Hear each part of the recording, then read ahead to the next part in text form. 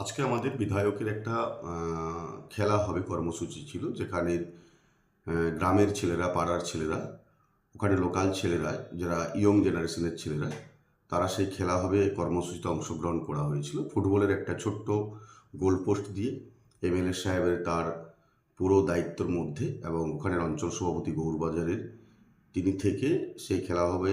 প্রোগ্রামে কিছু বিজেপির কর্মী এবং সিপিএমের কর্মী এবং আইএসএফের কয়েকজন কর্মী, যারা আইএসএফটা করছিলেন, সেই সমস্ত কর্মীরা আজকে এই এসআইআর নিয়ে পড়ে যে ঘটনাগুলো ঘটছে, তাই আমরা বিজেপির প্রতি ধিক্কার জানাই। আমাদের নাম, আমাদের পরিবারের বা আমার গ্রামের অনেক নাম বাদ চলে গেছে এসআইয়ের, সেই নামগুলো বাদ যাতে ফিরে আসে, তার জন্য মমতা বন্দ্যোপাধ্যায়কে আমাদের প্রয়োজনের মুহূর্তে আমাদের রাজ্যের যে অবস্থা, আমাদের গ্রামের পাড়ার গ্রামের এলাকার যে অবস্থা, তার জন্যে আমরা তৃণমূল কংগ্রেসে মমতা বন্দ্যোপাধ্যায়ের হাতকে শক্ত করতে এবং অভিষেক বন্দ্যোপাধ্যায়ের হাতকে শক্ত করার জন্যে আমরা যোগদান করব।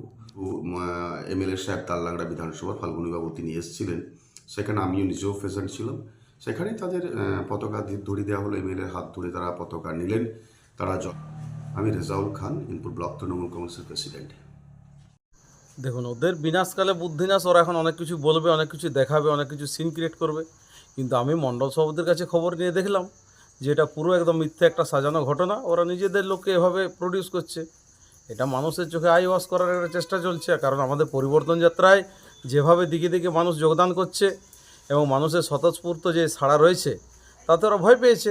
তার জন্য ওরা একটা পরিবেশ তৈরি করছে বা সিন ক্রিয়েট করছে নিজেদের লোকদেরকে নিয়ে। এতে আমাদের কিছু যায় আসে না।